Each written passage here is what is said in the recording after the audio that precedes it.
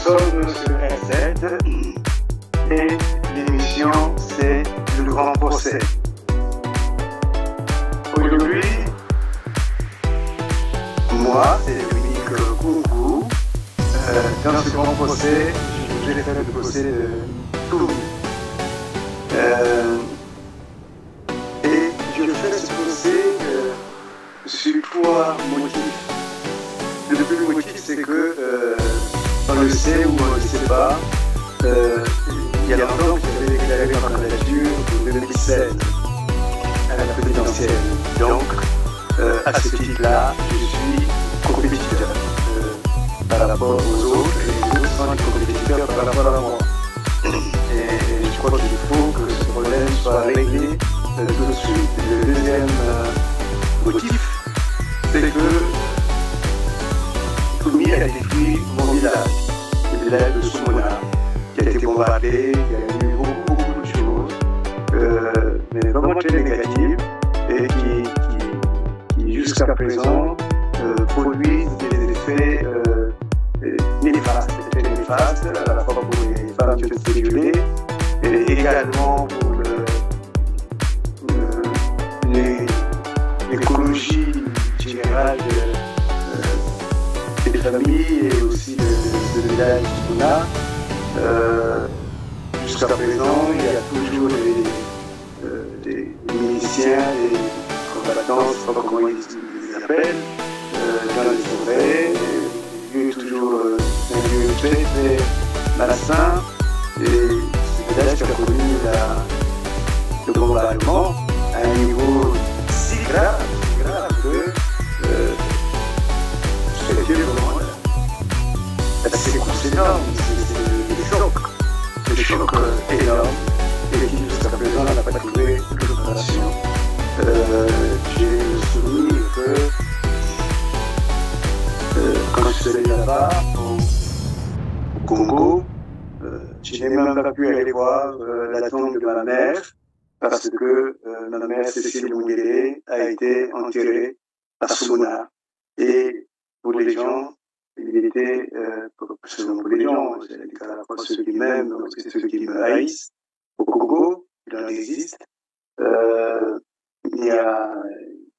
fallait pas prendre le risque d'y aller, heureusement, puisque les enquêtes que j'ai fait mener m'ont montré que c'était devenu un lieu dangereux.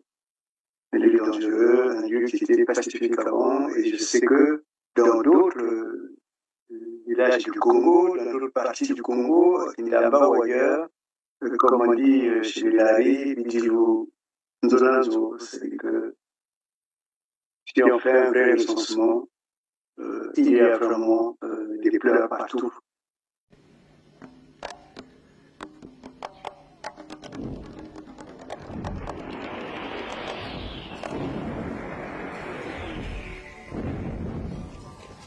Avec sa petite famille, Fortuné a marché une semaine pour rentrer à Brazzaville. Sa chemise bleue et quelques affaires, c'est tout ce qu'il a pu ramener chez lui. Premier regard sur la région qu'il a fui il y a bientôt une année, premier checkpoint de police. Avec lui sa grand-mère et sa petite sœur de 15 ans qui vient d'accoucher en forêt.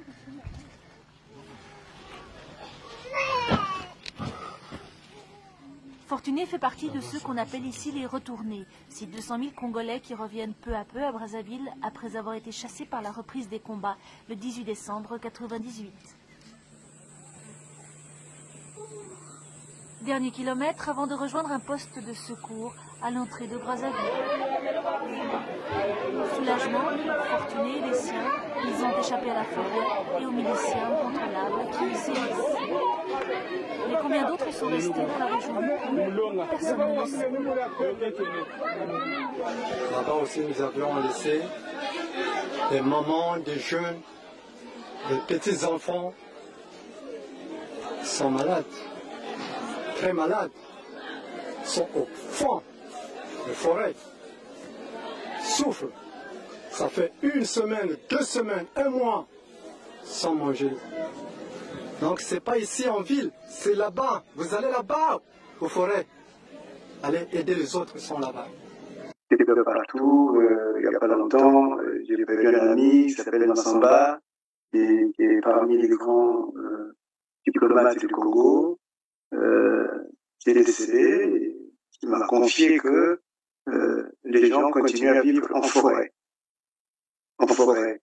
Et le troisième niveau, c'est que tout le monde ne se rend pas compte que il est le jouet de Sassou, non seulement pour l'exécution de Mouebara, que j'avais dénoncé dans mon livre Le génocide des Dari, mais également, il est maintenant le jouet de Sassou au niveau national. Et du coup, il est comptable de tout le malheur, tout le désordre qui a été semé au Congo. Il est comptable non seulement financièrement, mais également il est comptable du point de vue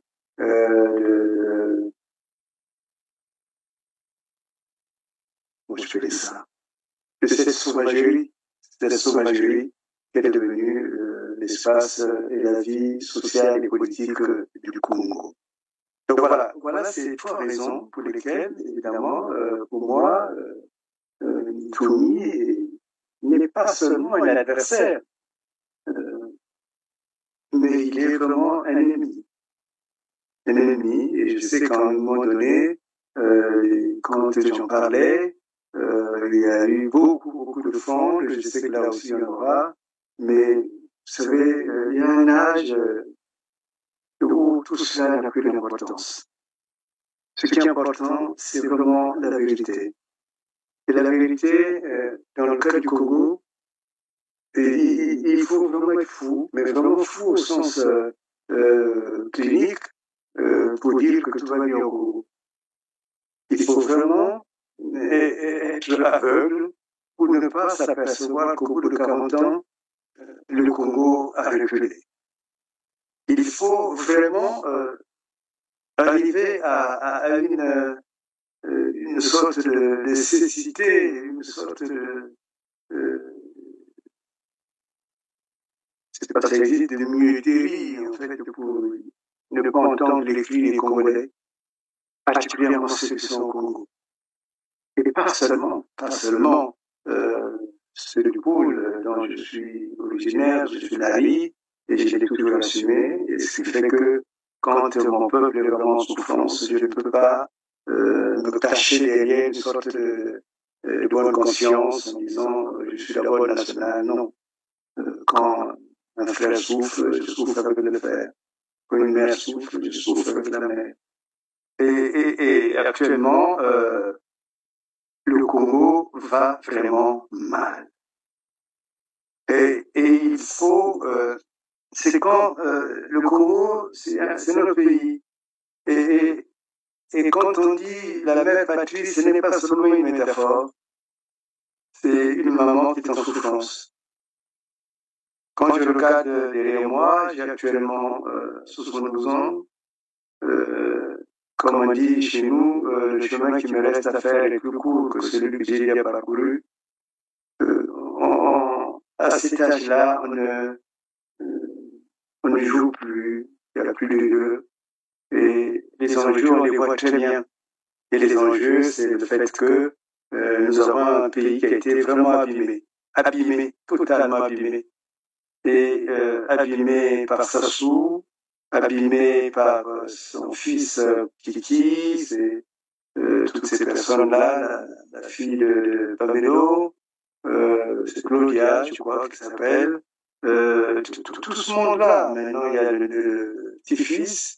On ne peut pas tolérer que le pays, un riche pays comme le Congo, devienne une sorte de monarchie avec les alliances du Rwanda que j'ai eu à dénoncer en disant que même là, on veut faire croire à tout le monde que ces alliances, en l'occurrence la vente des terres a été abolie. Tout cela, on connaît un peu cette manière de faire la politique. Un peu, c'est cette politique que nous défendaient les parents. À ce moment-là, on disait, les politiques, il y a ligne et à bout, c'est-à-dire que, sous-entendu, tu mens beaucoup. Mais le problème, le mensonge au niveau d'un État n'est pas la même chose que les petites affabulations d'un enfant, même d'un adulte. Là, c'est vraiment l'enjeu. Nous avons le Congo qui est un pays mondialement reconnu comme étant pays des drogués, comme étant un pays qui donne des passeports à des gens qui vont pour tuer les autres peuples. C'est vraiment... on ne peut pas être fier de ce Congo. Je comprends des personnes qui disent qu'il faut s'abstenir pour aller par rapport à ces élections. Moi, j'ai envie de dire qu'il faut se réunir pour que tout soit réglé avant les élections. Et quand je dis tout, c'est vraiment tout. Et c'est là le combat. Il ne faut pas, comment on dit ça, pratiquer la politique de la chaise vide. Il faut au contraire mettre les moyens. Et les moyens existent, y compris même les moyens de vigilance existent pour que ce problème soit résolu avant que les élections soient. Je sais bien que les élections, j'avais déjà participé à une élection, on m'avait relié, tout ça, mais je crois qu'il faut vraiment qu'on prenne conscience que le pays est malade.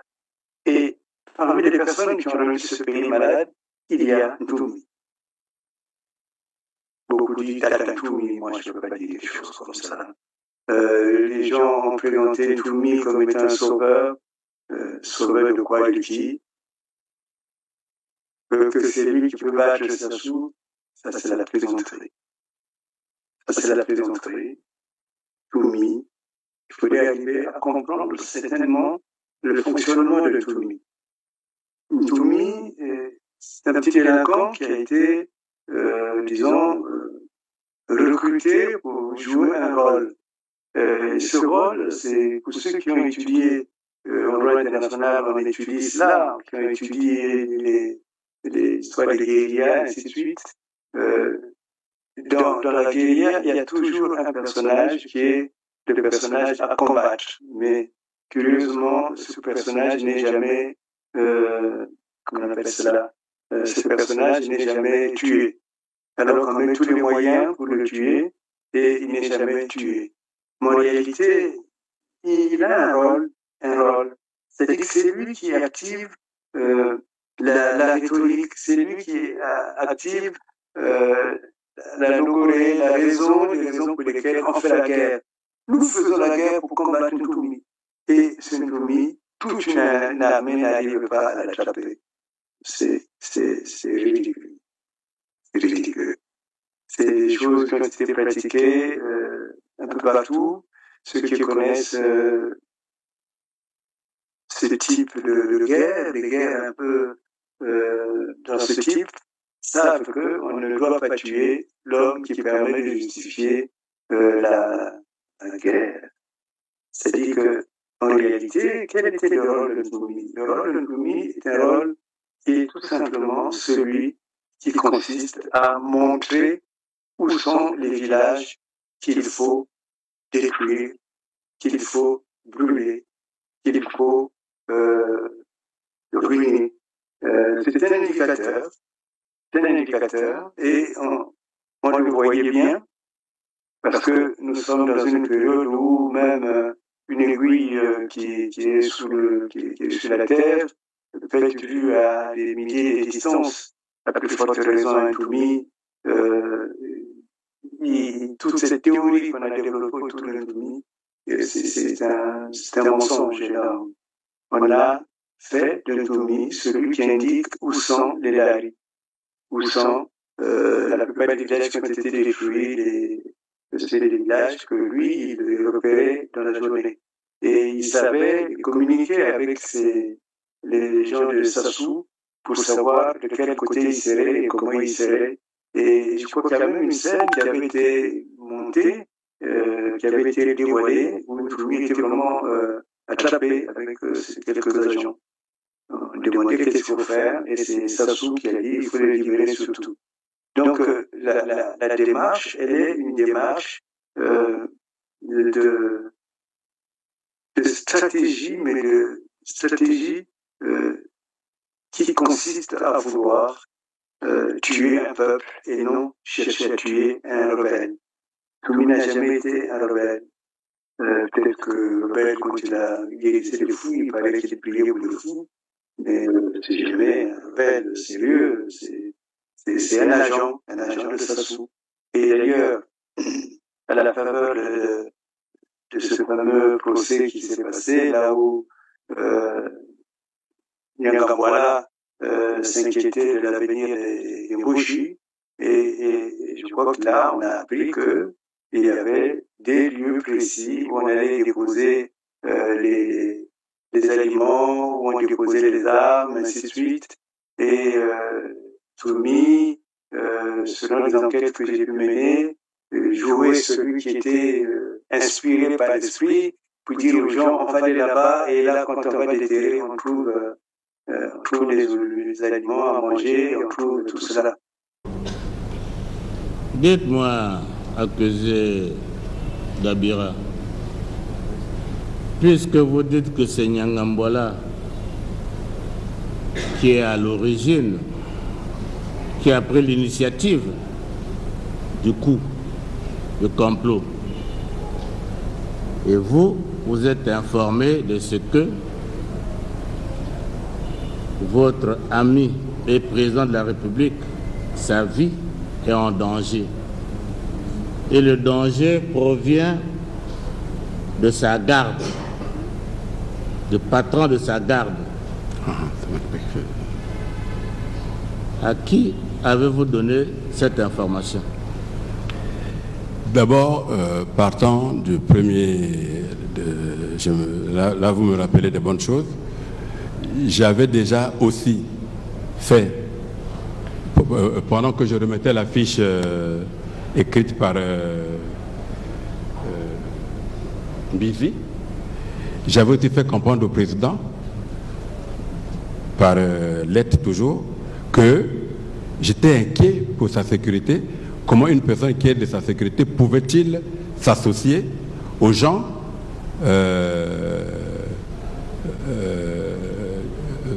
de l'extérieur qui aux rebelles? Pardon? J'avais déjà envoyé, en même temps que j'envoyais la fiche dont on a parlé sur les armes, le Mbizi là, j'avais aussi, maintenant que je me rappelle, j'avais aussi écrit au président, lui disant que je m'inquiétais du fait qu'il avait derrière lui quelqu'un qui a donné des armes aux rebelles. Tout ça, ça ne construit pas un pays. C'est vraiment, c'est la guérilla des fous, il est devenu fou lui-même. Et donc tout ce qu'il développe, maintenant il est devenu, je crois, millionnaire en CFA. Il a vendu de l'or, le Kinamba, des diamants, maintenant il a vendu des planches, toutes ces choses-là. Il croit qu'on n'est pas au courant, on est au courant. Tous ces camions qui circulent en son nom, qui font son commerce, nous sommes au courant de cela. Nous avons un dossier autour de cela. Et donc, ceux qui n'ont pas compris le jeu de Sassou et par rapport à Toumi et cette sorte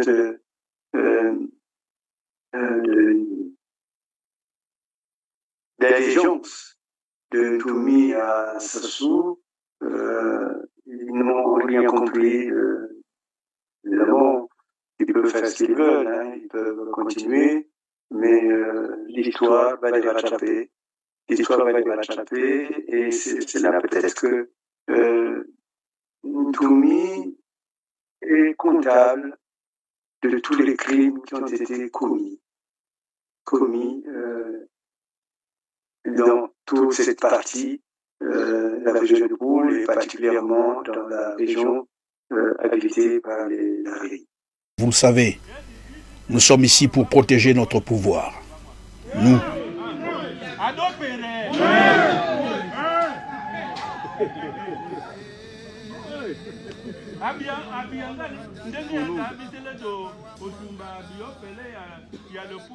Lorsque nous avons brûlé le département du Poul, on ne nous a rien fait. Ils n'ont rien fait, le ciel n'est pas tombé. Nous n'avons pas droit à l'erreur, nous devons protéger notre pouvoir. C'est la souffrance ici, telle que vous me voyez là. C'est tout ce qui me reste maintenant.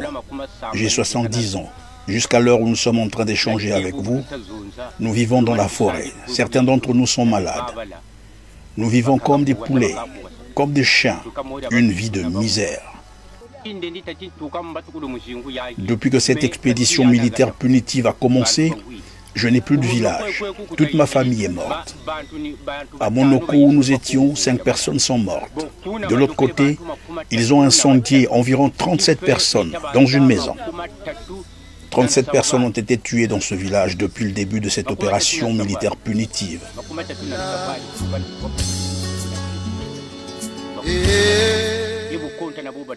Sans compter ceux qui sont morts de maladie. Le village était grand, il y avait beaucoup de gens. Je n'ai plus personne dans ma famille. Je ne sais quoi faire. Je ne peux pas vivre seul dans le village. Heureusement, un garçon est venu me consoler et m'encourager, me disant que nous viendrons vivre avec toi dans ton village. Vous serez les bienvenus, leur ai-je dit. Je ne vois pas comment vivre seul dans un village. Sinon, j'irai vivre chez les autres. Ce n'est pas bon d'être seul. Tous mes parents qui étaient avec moi dans mon village ont péri. Ils ont été tués. Je suis très malheureux. Nous vivons maintenant dans la forêt. Et donc, Ntoumi, et je peux dire qu'il est complice par l'association de tout cela. Les villages qui ont été tués, surtout à Kinyamba, je sais que c'est beaucoup de troupeaux, de bœufs. C'était la partie riche du Congo. Il y a même des bœufs qui ont quitté là-bas, qui sont maintenant à Oyo. Et donc, là-bas, il y a eu des massacres énormes. Des massacres énormes. Et je crois que ces massacres, y compris même des gens qui ont tué sur qui on a braqué des armes, lui-même Ntoumi a tué, puisque les éléments que nous avons qui vont arriver, s'il plaît à Dieu, sur la table de la CPI, il y a longtemps que nous travaillons dessus, sont des éléments qui sont réellement probants. Parce que souvent les gens, ils pensent que ils peuvent faire des choses comme ils veulent, mais et que le monde n'est pas au courant. Mais ils se trompent.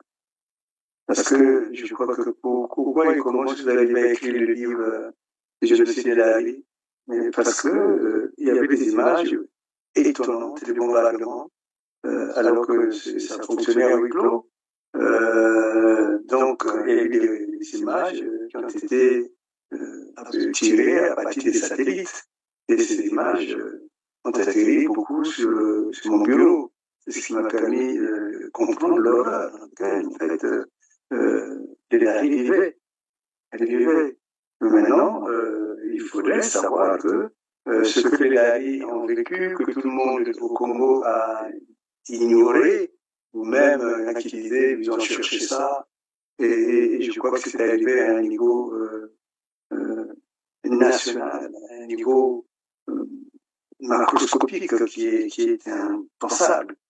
Le Congo est vraiment dans la pauvreté. Et surtout toute cette partie nord. La dernière fois, j'avais soulevé le plaidoyer magnifique d'une jeune femme de Oyo qui disait, écoutez, les gens pensent que parce qu'on est de Oyo, on est de ceci ou de cela, que nous sommes au bénéfice des avantages que Sassou distribue. Cela n'est pas vrai. Et de plus en plus, la partie du Nord, on a muselé, parce qu'on leur a fait comprendre que les dangereux, ceux qui sont dangereux pour le Congo, ce sont les Bakongo, ce sont les gens du Sud, ainsi de suite. Et maintenant, le fait est arrivé à la porte, et beaucoup ont compris que ce n'était qu'un discours. beaucoup même, à beaucoup on a même dit que surtout il y avait un adage, hein, Bomo Congo, Tikanyoka, tout ça c'est connu, et que surtout si un jour il est arrivé que quelqu'un du sud prenait le pouvoir ou était au pouvoir, le Congo, eux, ils seraient en danger, que les gens du Nord seraient en danger, qu'en réalité, tout cela, c'est la foutaise. Ça n'a aucune réalité.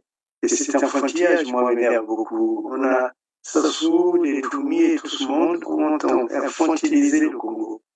Infantilisé, ils prennent les Congolais pour des idiots, particulièrement ceux qui sont là-bas. Ceux qui sont dans le Nord, on leur a menti, mais vraiment menti. C'est comme s'ils étaient là pour protéger le pouvoir. Mais quel pouvoir ils ont protégé? C'est un pouvoir qui protège au service de Sassou, des Béninois qui sont là maintenant nombreux, qui ont des positions de pouvoir énormes, des enfants de Sassou, et tout ce monde-là, tout ce monde mange, gagne, en réalité, le Congolais, qu'il soit du Nord, qu'il soit du Sud, est pauvre. Le village de Mayama est totalement négligé par le gouvernement congolais. Il n'y a aucune infrastructure socio-éducative. Pas d'infirmiers à l'hôpital, pas de pharmacie. Il n'y a quasiment pas d'enseignants à l'école. C'est très difficile. Cela me fait de la peine.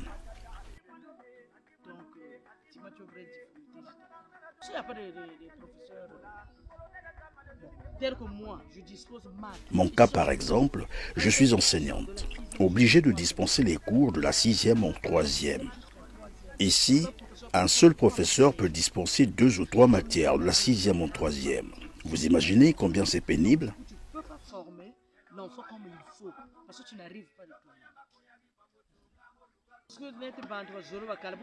Certaines populations qui avaient fui la guerre voudraient rentrer, mais elles ont peur. L'atmosphère à Mayama fait peur.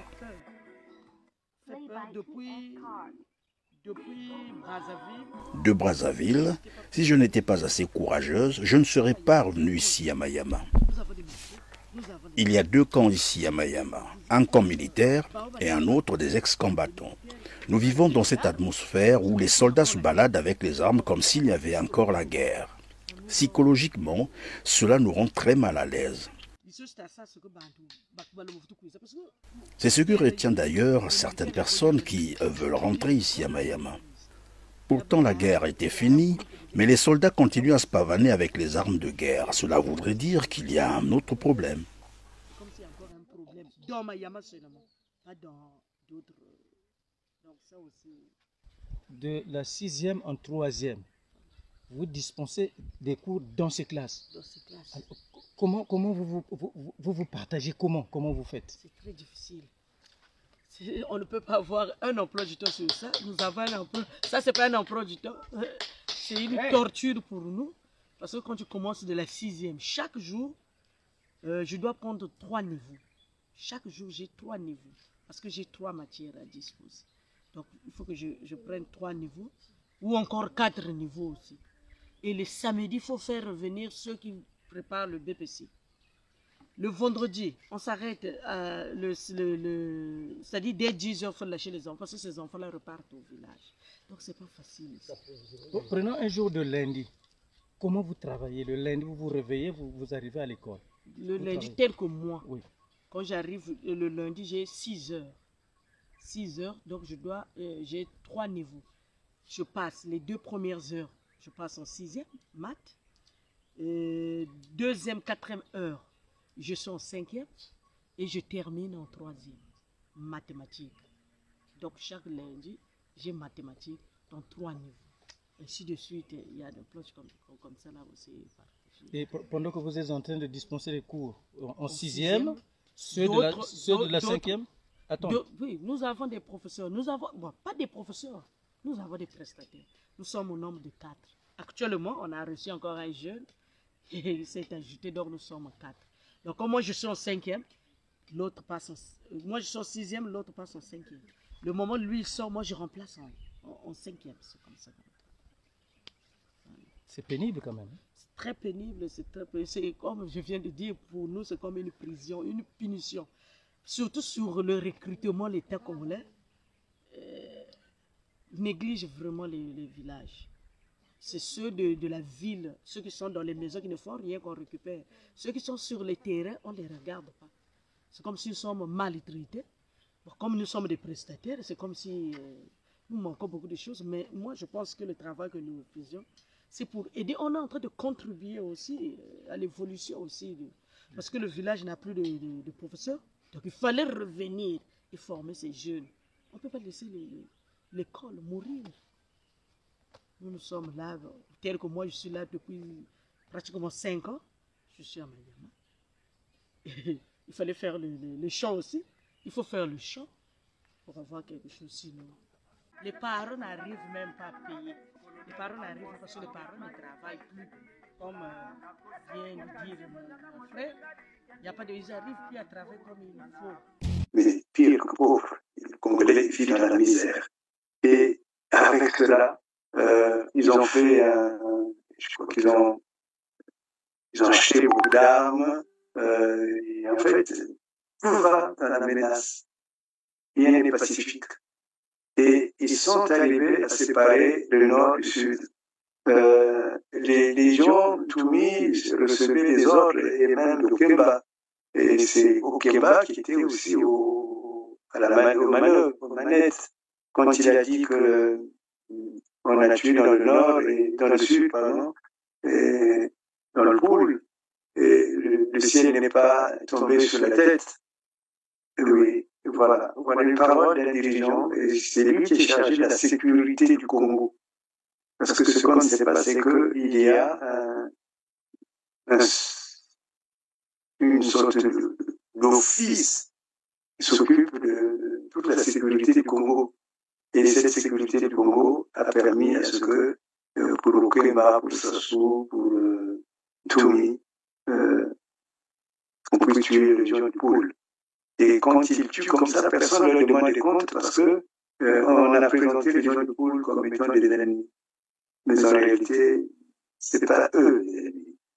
Les ennemis, c'est Sassou, Toumi, Okemba et toutes ces personnes qui ont du sang des Congolais dans les mains. Et donc, le temps actuel est un temps qui est important de réflexion, de prise de conscience. Et cette prise de conscience, elle va donner un élan à ce qu'on appelle le Congo. Peut-être le Congo avec un K, mais en tout cas le Congo. Et que cette force-là, cette puissance qui a été brisée, ruinée, va permettre de leur donner la fierté des Congolais. Mais au-delà de la fierté, c'est accueillir la puissance divine qui est dans ce pays, parce que si pendant 40 ans, on n'est pas arrivé à détruire totalement ce pays, et c'est parce qu'il y a une force qui est autre, une force qui est toute autre, qui est sans doute spirituelle, qui donne à ce Congo d'exister, mais aussi une capacité. J'ai montré dans le livre, sur le fondement des enquêtes, le livre L'or et le sang du génocide, j'ai démontré que une des fonctions de la guerre, la fameuse guerre, c'était que quand on tuait, quand on chassait les alliés de la terre, derrière, on était en train de filmer une carte minéralogique, géologique, qui permet d'établir les richesses du Congo. Cette carte, elle existe maintenant. Elle existe, elle est même en négociation. C'est une compagnie espagnole qui faisait en collaboration avec la fille de Pamelo. Donc, il y a une sorte de destruction massive du Congo.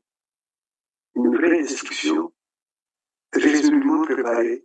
Mais cette destruction, elle avait comme agent moteur, agent justificateur, Ntoumi. Ce n'est pas quelqu'un d'autre. Quand ils ont fait semblant de venir pour attaquer Brazzaville, qu'est-ce qui les a empêchés d'attaquer Brazzaville? Sauf si, et c'est ce qui est la vérité, c'était une mascarade montée pour pouvoir montrer que Ntoumi est fort. Il est fort jusqu'à devenir la corrompue. Ntoumi, pour la nation, est incorrompu. Et voilà. Le deuxième point, c'est le fait que je suis de Soumouna. Soumouna, et je ne m'en cache pas, c'est le village de ma grand-mère. Dans ce village, même 40 ans après, je peux arriver et vous dire, là, habite ou habiter la famille de telle personne. Chaque quartier, je les connais. Mais les dernières images que j'ai reçues, les gens qui avaient construit même dans le dur, par rapport au pays, habitent maintenant dans les tentes. Les tentes qui avaient été données, je ne sais pas, à ACR ou des ONG. Il a même été dit que s'il y avait une autre guerre, et donc il faut faire attention à cela, que ces tentes permettraient même en haut de pouvoir repérer où sont les gens et il faut tuer les gens. Soumouna, qui était un village harmonieux, où les gens se connaissaient, les familles se connaissaient, est devenu un village mort. Depuis que Ntoumi est allé habiter là-bas. La tombe a été cassée. La porte de cette tombe a été cassée pour fouiller les caisses qui étaient là-dedans. Il y avait des caisses là-dedans. Les gens croyaient qu'il y avait de l'argent. Il y avait quoi dans les caisses? C'était des raffias,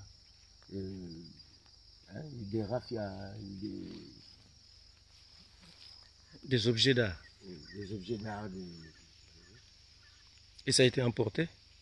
Non, ils ont fini par abandonner. Ils avaient fini par abandonner puisqu'ils n'avaient pas trouvé ce qu'ils cherchaient. C'est le grand frère de notre père. Il est mort pendant la guerre. De suite d'une blessure, il est mort pendant la guerre à Kaungabudjumu. Et il nous a fallu l'exhumer là-bas pour la ramener ici. Et ce village a été détruit pendant la guerre? Ce village a été détruit pendant la guerre. Les quatre maisons qui étaient ici ont été brûlées pendant la guerre. La première était là. La deuxième était là. La troisième derrière cette tombe-là.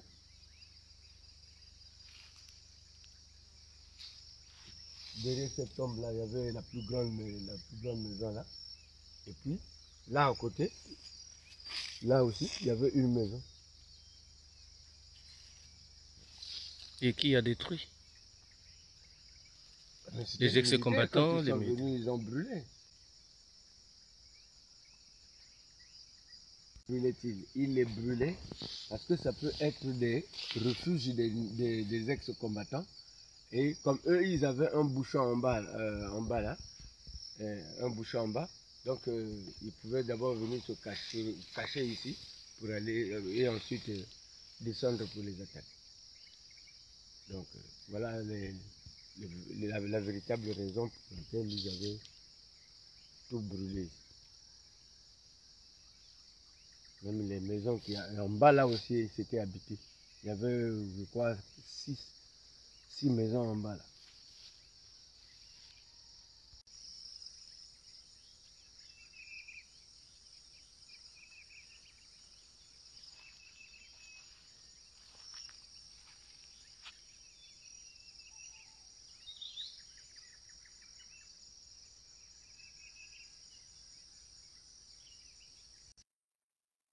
Non.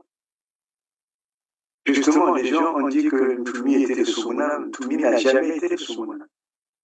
Moi, j'ai grandi là-bas. il n'y a aucune racine de Ntoumi. Donc, Ntoumi n'est pas le Soumouna. C'est un point qui doit être très clair. En fait, on avait choisi, Sassou avait choisi d'installer le campement de Ntoumi là-bas, parce qu'il y avait un colonel qui avait dit à Sassou que les gens de Soumouna étaient vraiment résolument contre lui, et parce que c'est la période où, sous Wabi, on avait lancé des gens, il y avait une explosion des gens qui avaient quitté le Nord, c'était les premières tentatives, c'était les erreurs de Wabi, qu'on avait lâché dans la forêt, et qui tuaient les gens, parfois même violaient des femmes, ainsi de suite, qui étaient dans les champs. Et donc, les gens de Soumouna étaient les premiers à s'organiser. Et ils se sont organisés jusqu'à faire des barrages sur le chemin la route goudronnée de Brazzaville à Kinkala. Donc, ils faisaient leur propre garde. Ils arrêtaient les camions, fouillaient les gens, jusqu'à ce que ce phénomène soit arrêté. Mais quand il s'est arrêté, on est venu à la période où Mwabi a été tué par Sassou. Et donc, ce colonel avait signalé que les gens de Soumouna étaient des gens vraiment, pas le tort, mais des gens qui sont capables de mobiliser toute une résistance.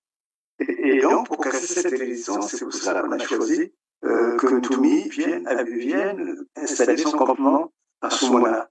Mais c'est une erreur qui consiste à penser que Ntoumi serait de Soumouna. Ntoumi n'a jamais été de Soumouna. Ntoumi n'a aucun parent à Soumouna.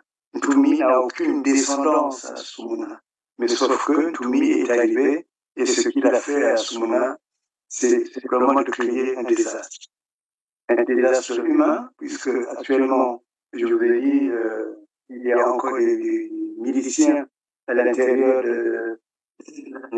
des forêts de Soumouna. C'est par lui aussi que les premières bombes sont tombées, en accord avec les Ukrainiens, sont tombées sur Soumouna. J'ai ma sœur, qui on est devenu pratiquement parfois, mais elle a perdu les esprits parce que de nuit, on est arrivé, on a cassé les portes, il fallait fuir, mais vraiment fuir, parfois même nu. Elle est allée jusqu'à un lieu qui est très important pour moi, à Minyangi, et puis jusque village qu'on appelait Lolé, pour avoir un peu de paix. Donc, de nuit, nuitamment, les gens sont venus, ils ont détruit, cassé, et jusqu'à présent, je crois qu'ils se sont envoyés des gens là-bas, ils ont donné aux gens 1000 francs, 1000 francs pour les consoler. C'est l'horreur et c'est le mépris le plus grand. En tout cas, Soumouna a été dépaysé, dépersonnalisé, appauvri. Là où il y avait la vie, l'harmonie, il n'y a plus la vie. Et tout cela, on le doit à Ntoumi. Et je crois que cet inventaire-là, on peut le faire sur beaucoup de villages. Vers Kinamba, où les gens sont toujours en forêt, où les filles, ça fait 10 ans qu'ils sont en forêt, où les femmes sont encore violées, où il y a des femmes qui ont eu des enfants, même des enfants, il y avait un reportage sur les filles, où les enfants, ces femmes rejetaient un peu ces progénitures qui sont arrivées dans leur vie du fait de la violence. Et évidemment, ça c'est des lieux connus, mais il y a aussi Mutampa, qui a été aussi d'éviter tout ce qu'on appelait les ninjas et tout ce monde-là. C'est vraiment la politique de destruction et de ruine. Alors, comment quelqu'un qui participe à cette politique-là peut devenir le chef de l'État du Congo? Oui, effectivement, j'aimerais parler de M. Ntomi. Je ne l'ai pas rencontré personnellement, mais j'ai visité certains de ces sites par hasard. Par exemple, le tribunal. Oui, M. Ntomi a un tribunal. Le tribunal de Ntomi se situe à Mundu. Mundu, c'est dans le Poul. C'est quand vous passez Mundu, le premier village, le deuxième village, vous traversez un pont, une rivière, et vous tombez dans la Bwenza. Donc, Mundu se situe juste avant la Bwenza. C'est là où se trouve le tribunal de Ntomi. Bon, dans le tribunal de Ntomi, il y a des plaignants, il y a des défendants, et c'est lui qui donne le verdict. Et il a des méthodes de coercition. Comment appliquer le verdict qu'il a rendu? Les plaignants, c'est qui? Les plaignants, c'est des chauffeurs routiers. Comme actuellement, comme le chemin de fer ne marche plus, et il y a des gens, des étrangers, qui ont des compagnies de transport. Par exemple, transporter le pétrole de Pont-Nord à Brazzaville, les gens, ils sont mal payés. Donc, ils sont les plaignants. Quand ils ne sont pas payés, ils vont chez Ntomi, ils portent plainte, et les gens de Ntomi arrêtent les véhicules appartenant à ces compagnies. Et on leur envoie la convocation. Les plaignants et les défendants se rendent.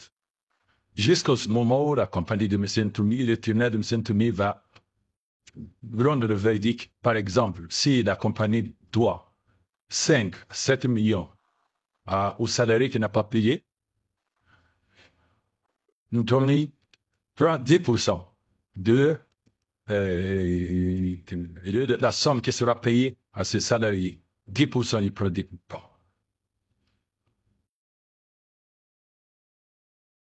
D'après ce que nous avons entendu, que c'est sous décret du chef de l'État qu'il y a un décret que ça soit destiné.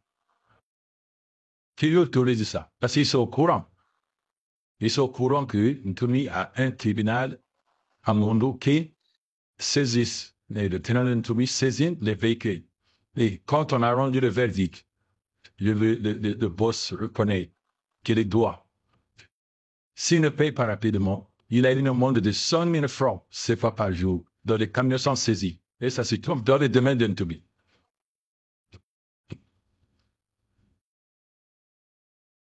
Or, effectivement, si ici il est fait, et que les gens sont au courant,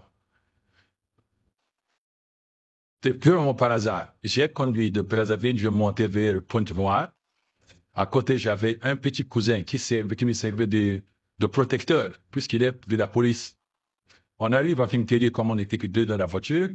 Il me dit, écoute, grand, on peut prendre des passagers. Bon, comment? On arrive à Fintéry, il y avait 3 jeunes qui le connaissaient. Bon, mais vous êtes où? Non, on part à Mundu, au tribunal.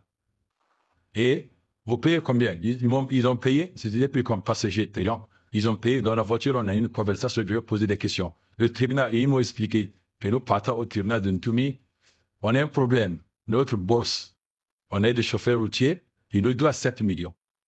Donc, les véhicules de la compagnie ont été saisis, le judge aura lieu demain. Et nous sommes allés, je les ai accompagnés, j'ai vu moi-même de mes yeux, en allant vers Pointe-Noire. Le tribunal se situe à gauche, dans le village de Mundu. C'est comme ça que je me suis trouvé là. Oui, Ntomi, il est un homme d'affaires prospère. Il a des péages. Dans le pôle, il y a des péages qui appartiennent à Ntomi. Et le péage que je suis passé, où je suis passé, c'est entre Minoli et le péage de Manzakana. Il y a un péage là qui appartient à Ntomi. Et qu'est-ce qui se passe? Vous êtes sur la route nationale. Si vous ne voulez pas payer, par exemple, le prix officiel de 30 000 ou 40 000 par poids lourd, vous juste défilez derrière le péage officiel. Là-bas, vous payez 10 000, vous payez moins. Et vous ressortez sur la nationale. Non seulement il a un péage, il a aussi une compagnie de transport. Il a des coachs, c'est ce qu'on appelle des coachs, les bus des passagers. Le nom de la compagnie, c'est l'Étoile de Bethléem. Et Ntoumi, il est en même temps exploitant forestier. Ils vendent du bois. Il y a des forêts qui sont là où ils coupent le bois, ils vendent. Et l'épreuve de la compagnie Bethléem, Étoile de Bethléem, oui, j'ai vu la compagnie. Vous voulez vous poser des questions des gens qui font cette route-là. Ils vont vous dire oui, la compagnie, vous allez voir, la compagnie, l'Étoile de Bethléem appartient à Ntoumi. Donc, les bus se passent, tu es là, vous êtes là sur, ça c'est la voiture, ça c'est le code de Ntoumi. Les gens parlent, hein. Cette compagnie-là, c'est pour Ntoumi. Ntoumi, il y a beaucoup de maisons dans le pôle. Yeah. Il y a beaucoup de, c'est même pas des maisons, c'est des domaines. À Moulou, par exemple, de gauche à droite du tribunal, tout ce territoire appartient à Ntoumi.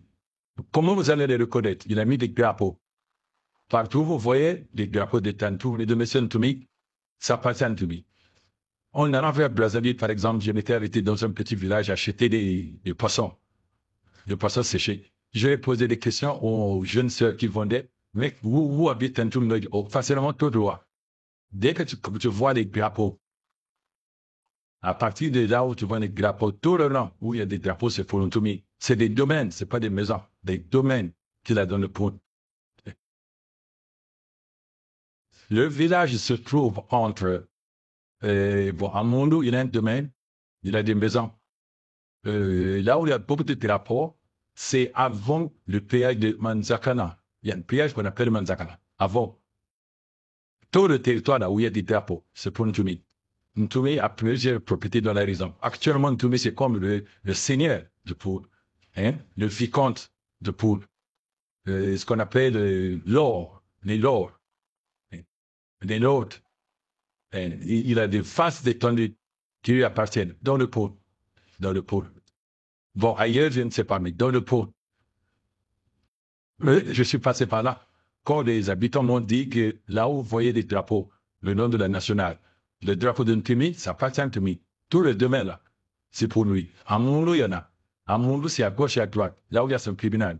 Le tribunal, si vous allez vers Pointe-Noire, on allait vers Pointe-Noire. Le tribunal se trouve à gauche. À droite, il y a aussi tout un domaine où il y a des drapeaux. Le drapeau violet de Ntoumi, qu'on a implanté dans toutes ces étendues, que ça appartient à Ntoumi. Et on allait vers Brazzaville, et après Mindoli, en descendant, avant le péage de Manzakala, ou Manzakala, un péage comme ça. Il y a aussi des drapeaux. Comment est-ce que vous pouvez accepter que un fou comme ça, j'ai dit un fou, qui se laisse manipuler par un autre fou, et comme il a dit, avec un aveugle peut conduire l'autre aveugle. Mais vraiment, il faut que vous ayez la haine du Congo pour que vous puissiez accepter une telle chose. Et vous savez que jusqu'à présent, les ninjas font toujours des barrages. Ils rançonnent encore les gens. Et je crois qu'il y a eu le petit frère de Ntoumi qui fait la relève. Et on est dans l'horreur. On est dans l'horreur. On ne peut pas laisser ce pays nord. On ne peut pas laisser un pays noble, un pays riche, où tous les filons des richesses là, qui sont à RDC sont dans le Congo. Le Congo n'est pas un pays pauvre. Il est tout petit, mais c'est un grand pays. Regardez comment simplement le pétrole a créé des richesses dans le monde entier. Ça participe à beaucoup de capitaux des entreprises qui sont à l'étranger. Mais c'est de l'argent qui devrait revenir au Congo. Quand je vois son fils qui se pavane comme étant le fils de Dieu, maintenant il écrit son nom, pas Christelle, mais Christ. Tout cela, c'est la plaisanterie. Le Congo est une nation trop sérieuse, trop importante, pour qu'elle soit laissée entre les mains des voleurs, des pillards, laissée entre les mains des hommes et des femmes qui n'aiment pas ce pays. Et crois que il mérite que l'on prenne des risques. Et donc, j'ai dit aux gens, il est temps de pouvoir penser l'après Sassou. Et je pense que, en filamment, quand je dis l'après Sassou, vous comprenez bien ce que je veux dire. Je suis clair. Que le temps qui nous reste n'est pas du temps pour se plaindre, pour dire, faire des discussions, des débats sur les élections de 2026. Non, c'est le temps avant 2026 ou pendant 2026. Qu'est-ce qu'il faut penser? Qu'est-ce qu'il faut construire? Parce qu'on ne peut pas laisser, ça fait plus de 40 ans, ce pays meurt. Où les Congolais sont passés leur temps à discuter du Congo autour de la bière, ou dans des réunions où il n'y a aucune stratégie qui en sort. Maintenant, il faut qu'on devienne des responsables. Nous sommes les responsables du Congo. Ce Congo est notre Congo. On n'en a pas autre chose. Qu'on vive à l'étranger ou qu'on soit dans le Congo, nous avons un héritage ensemble de ce Congo-là. Il n'y a pas autre chose. Ce que j'ai dit de Soumouna se vérifie dans n'importe quel village. Quand tu regardes la capitale du Congo, où le fleuve coule, tu jettes une pierre, elle tombe dans l'eau, et cette capitale manque de l'eau. C'est de la folie. C'est de la folie. Et il faut que cette folie s'arrête. Vous voyez bien que maintenant, même au niveau international, même le président des États-Unis pointe le doigt sur Sassou. Parce que le Congo est devenu un lieu où on nourrit des rebelles qui vont tuer ailleurs. Et je refuse cela. Il avait déjà banni les ressortissants de 8 pays du sol américain en cours de son premier mandat, une décision jugée efficace qui pousse Donald Trump à réitérer. Aujourd'hui, je signe un nouveau décret imposant des restrictions sur les visiteurs en provenance de différents pays, dont le Yémen, la Somalie, Haïti, la Libye et de nombreux autres. L'étendue des restrictions appliquées dépend de la gravité de la menace posée. La liste est sujette à révision en fonction des améliorations matérielles apportées et de nouveaux pays peuvent être ajoutés à mesure que des menaces émergent dans le monde. Selon le président américain, cette interdiction est la conséquence de l'attaque menée dimanche lors d'un rassemblement en soutien aux otages israéliens dans le Colorado et dont l'auteur était sur le territoire américain de manière illégale. L'interdiction de voyage concerne en tout 12 pays et entrera en vigueur le 9 juin. Ce n'est pas ça, mon Congo. Et je me bats, je travaille. Faisons beaucoup de choses. Maintenant, nous voulons rendre concret, c'est tout. Et nous avons, j'ai travaillé, j'ai demandé la publication d'un livre qui nous dit aussi beaucoup de choses sur les personnes qui ont été les fameux Israeli Beach et ce qui en était resté derrière. C'est un livre, je crois, qui fera beaucoup écho. Et il faut qu'on continue à travailler maintenant de manière concrète. Les moyens sont là. Les moyens existent. Mais ce Congo existe aussi.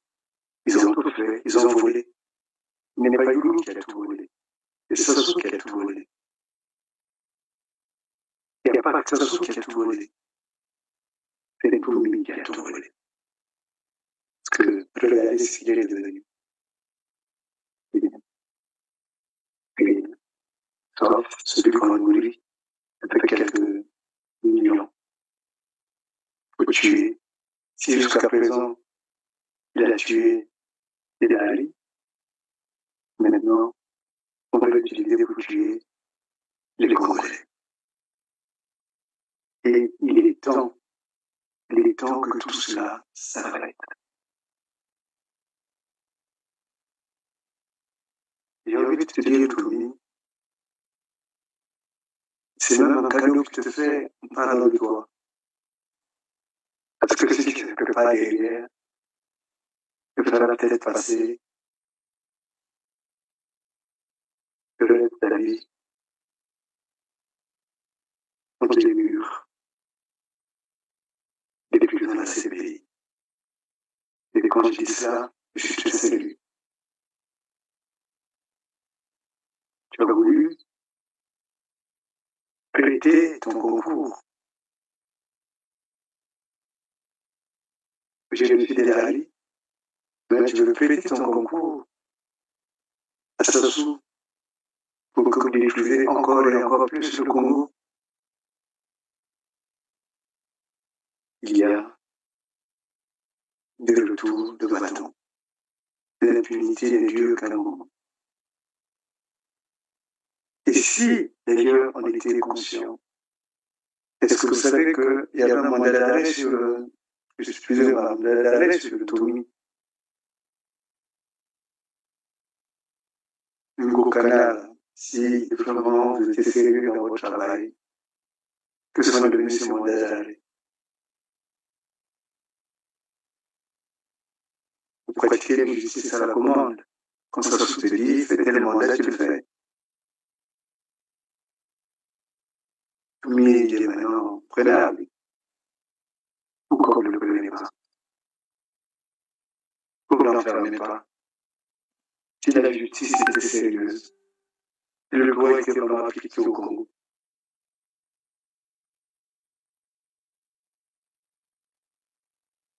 Je pense que, à ta place au Canada, je me poserai beaucoup de questions sur la pratique de la justice. Mais un jour, toi aussi tu en répondras.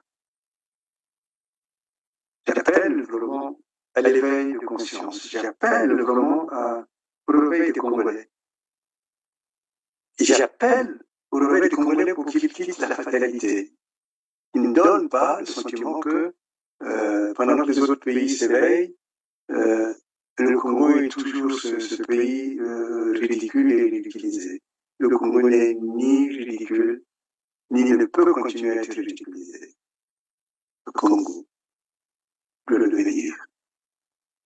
Comme l'avait dit Lissouba, le président Lissouba, une petite Suisse de l'Afrique, et peut-être plus que cela, puisque beaucoup de l'argent du Congo sont en Suisse. Voilà. J'ai commencé à ouvrir cette page politique parce qu'il faut vraiment maintenant qu'on entre un peu en puissance sur les problèmes du Congo. Il y a des solutions. Beaucoup de solutions existent. Des vraies solutions. Il n'y a plus de risques. Il faut que ceux qui sont crus aient des obélisques tombent. Et ils vont tomber. Vive le Congo.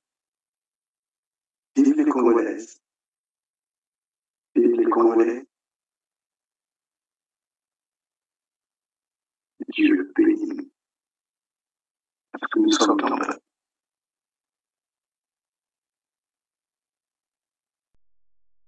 Merci.